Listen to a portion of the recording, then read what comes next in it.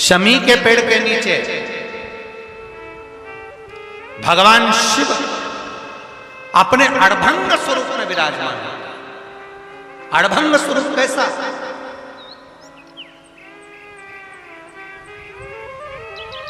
हम क्यों कहते हैं कि आप लोगों को भी पहले कहा, शमी का जो पत्ता होता है, देखा है आपने?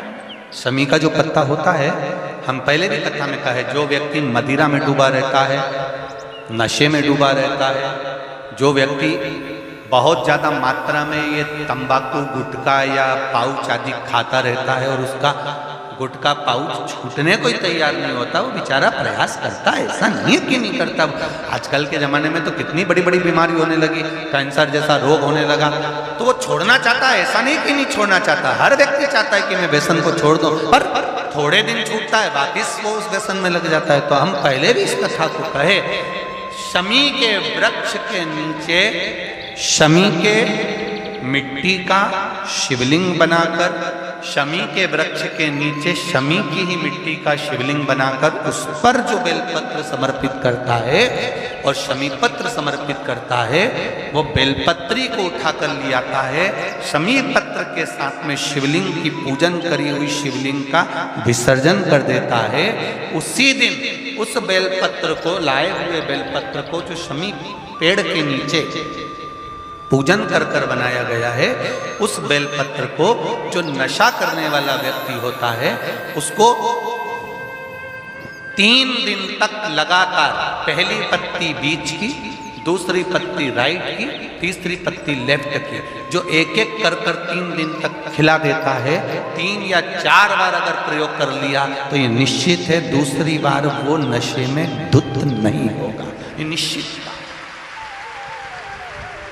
शमी वृक्ष जो शंकर भगवान का अड़भंग स्वरूप जहां विराजा है,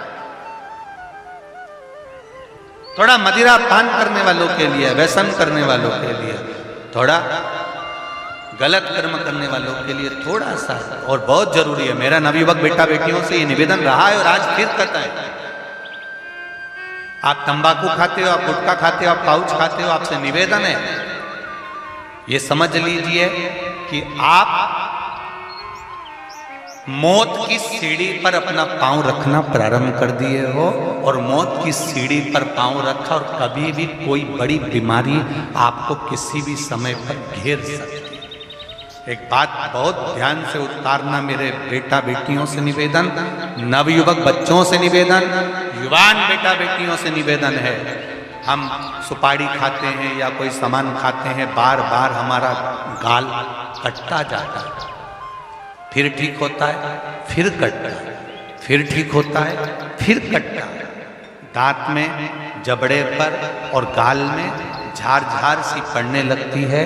धीरे धीरे धीरे धीरे 10 साल, 15 साल, 20 साल, 30 साल बाद वहाँ फिर घाव उत्पन्न होने लगता है। अच्छा, कई लोग कहते हैं कि पुराने लोग भी तो खाते थे, तो पुराने लोग ये तंबाकू या गुटखा नहीं खाते थे, पुराने लोग पान खाते थे, बीड़ा खाते थे।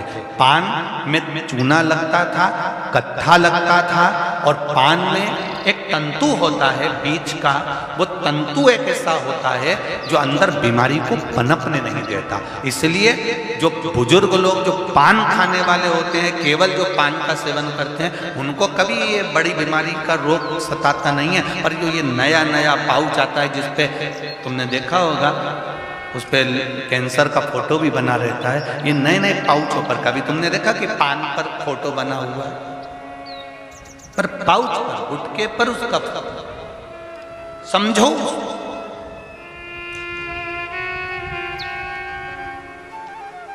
तो कौन से वृक्ष के नीचे पूजन करना है? जम के बोलिए जरा, जम के बोलो जरा, शमी वृक्ष के नीचे। रायपुर वालों को जो कथा मिली है, बड़े ध्यान से सुनना ये कथा,